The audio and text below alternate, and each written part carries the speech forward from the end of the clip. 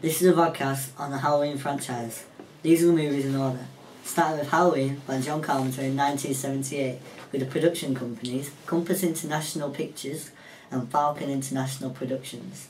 The box office budget for this film was $320,000 and the gross profit for this film was $60 million. The IMDb rating for this film was 7.9. Moving on to Halloween Part 2 by Rick Rosenfeld in 1981 with the production companies DeLaughtis and Universal Pictures. The box office budget for this film was $2.5 million. The gross profit for this film was $25.5 million with an IMDb rating of 6. Then there's Halloween the 3rd, Season of the Witch by Tommy Lee Wallace in 1982 with production companies of Dino De Laurentiis Company and Universal Pictures.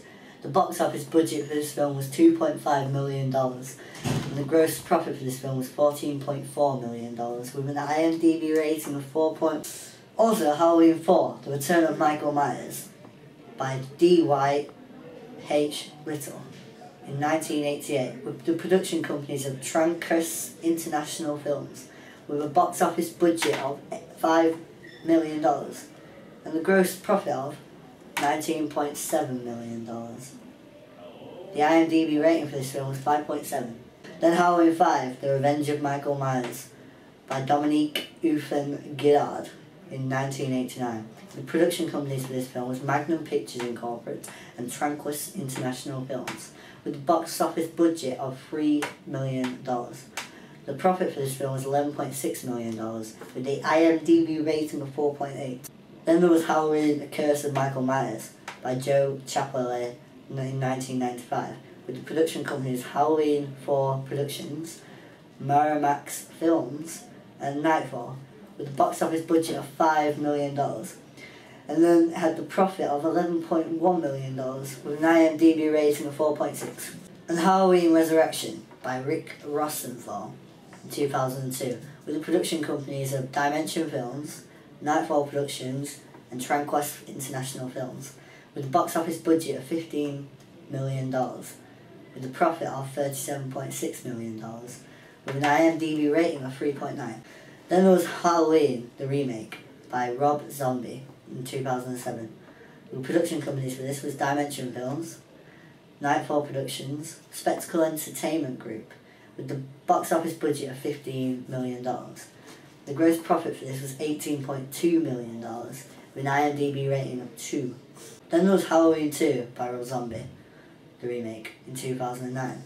Production companies with this film were Dimension Films, Spectacle Entertainment Group, Tranquis International Films. The box office budget for this film was $15.0 million with a gross profit of $33.3 million with IMDb rating of 4.8. These are some of the comparisons between the original Halloween in 1978 and the remake in 2007. In the 1978 version, at the end of the opening scene, we see Michael's parents presumably driving a new vehicle, returning from a social kind of event. This portrayal of the family would generally fit into the normal standards of the 1978's culture, and equally in 2007's culture. This raises the question to why Rob Zombie would decide to present us with a completely different world 29 years later. For example, the trailer Trash Family, whereas towards a normal social family. Suspense also seems to be missing from the remake. When making the choice to see a horror film, you intuitively know what to expect. You are being conditioned, either by the filmmaker in the setup or by watching other horror films. Through music in Halloween, the original in 1978, we know something bad will happen, but we are unaware of where, when and how. When we are presented with the answers, we are satisfied because we were right. And while the remake may give you the same feeling because of the text that we perceive, it would argue that it fails with something far more important, making the care about the victims.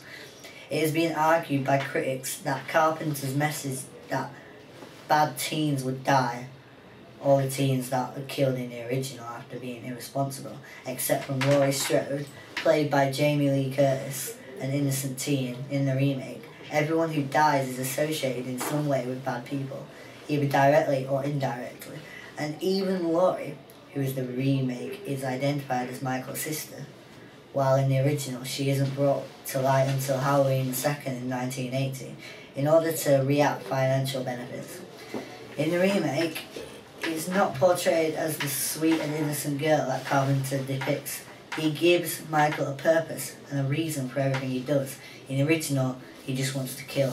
Suspense is also lost with Rob Zombie's camera use. Carpenter, as stated earlier, only employs the POV shots in the opening scene for a specific purpose, and uses long sweeping shots to establish his scene and his characters. Rob Zombie, however, uses generic camera techniques like the extreme close-up and shots and choppy MTV style editing approach, which changes the whole dynamic of Halloween, as the remake comes across as more of Michael Myers' biopic than a horror film. Instead of setting up the scene and carefully showing you it in the beginning of the film, things that will come into play during the climax, i.e. the long empty streets of Haddonfield and the distance between homes, the stalking voyeur that is Michael Myers, like Carpenter does, Zombie's only goal is to set up the justified killing by a monster with clear motives. There is far less a sense of discovery and fear in the remake. One of the biggest differences between an average filmmaker and a great filmmaker is their ability to make you feel and think that what you want to feel and think without you even realising that you are being totally manipulated. Carpenter is able to do this through his subtle use of camera and music, whilst Rob Zombie's intentions are painfully obvious from the jump. Right, okay, so for Halloween, the franchise, which I've found, is that Carpenter's Halloween is a widely influential film within the horror genre. It was largely responsible for the popularisation of other slasher films in the 1980s. Halloween was popularised many tropes that have become completely synonymous with the slasher genre. Also, Halloween has helped to popularise the final girl trope, as in the killing of characters who are substance users or sexually promiscuous, as well as the use of the theme song for the killer. Also, Carpenter shot many scenes from the perspective of the killer in order to build tension in the films that he made. These elements have become established with many historians who argue that Halloween is responsible for the new wave of horror that emerged during the 1980s. For Halloween, I found out about the final girl and what it actually is. So, a common plot line in many horror films, particularly prior to the 1990s, is one which is a series of victims killed one by a killer amid increasing terror, culminating in climax in which the last surviving member of the group, a girl or woman, either vanquishes the killer or gets away. According to Clover, the final girl in many of these works shares common characteristics, which are she is typically sexually unavailable or virginal, avoiding the vices of the victims.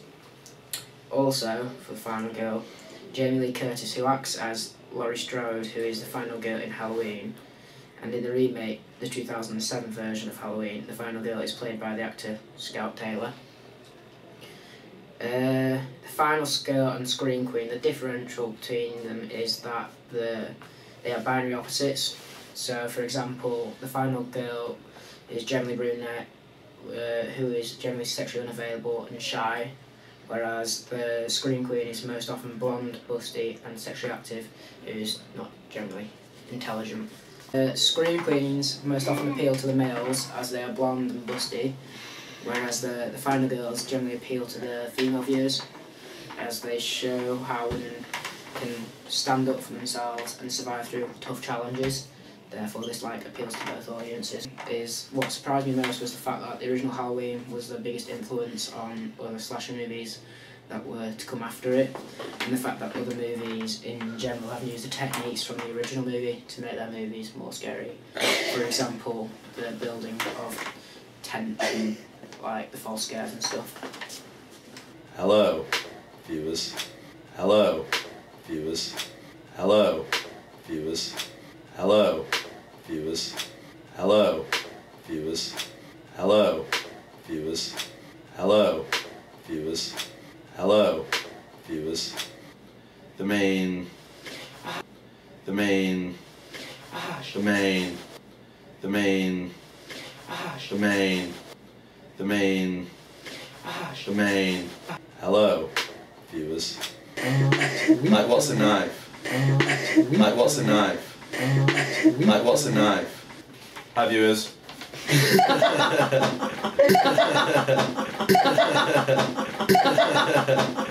Hi, viewers. In Halloween, the main weapon is a knife. This is to add effect. It's to add suspense. If you get a gun and just shoot someone, it's not scary. You need a knife. You need. Pretty scary. You need something that will scare you. You can do short takes of someone stabbing someone. It's gruesome. It's something you don't like to see. A shot's just. It's average. Old school. It's a psychotic murderer institutionalised since childhood for the murder of his sister. He escapes and stalks a bookish teenage girl and her friends whilst his doctor chases him through the streets. That's basically the main plot of the story. And he's masked man, which also adds scariness to the equation. If it was just you playing Jane like me or someone, just my face, it's not scary. You need something that'll just jump out at you, and a plain mask does that very well. Very, very well.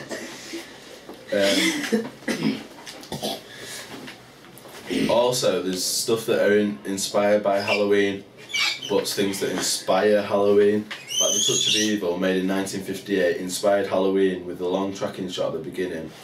Because the beginning of Halloween, it was inspired by this tracking shot, and it was possible to achieve on the film's budget as well, due to the recent invention of the Steadicam tracking system. And also, the Sheriff Leigh Brackett is named after the writer of this film, which was very influential to John Carpenter's Psycho. 1960s. Sam Loomis is the name of Bates' first victim, Marion Crane's boyfriend.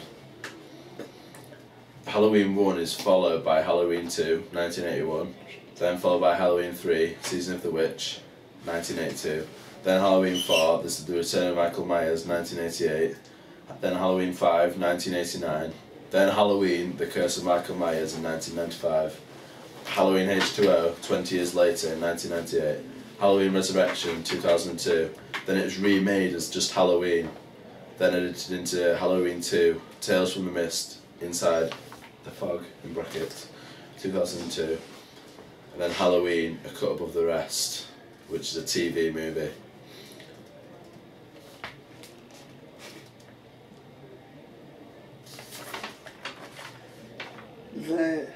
Is that all you got to say? Wait! Wait! I'm gonna get a lift home. What? Yeah, I was walking. I'm getting Who is? Shall I go through the what each film happens in each film? I'm waiting.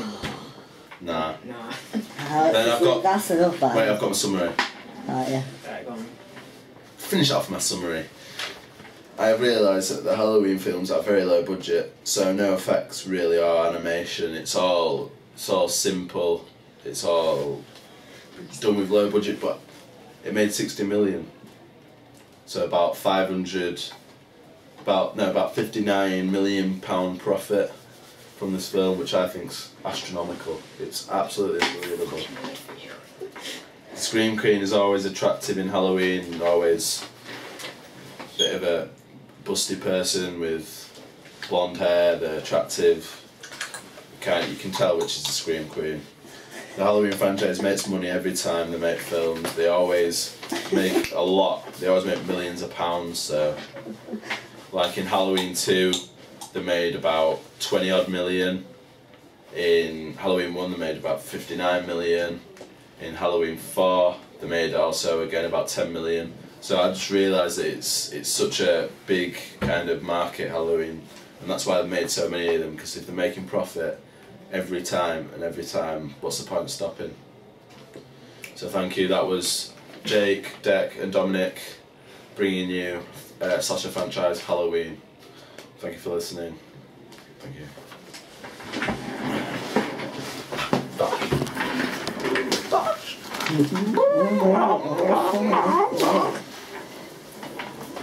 Right, let's go.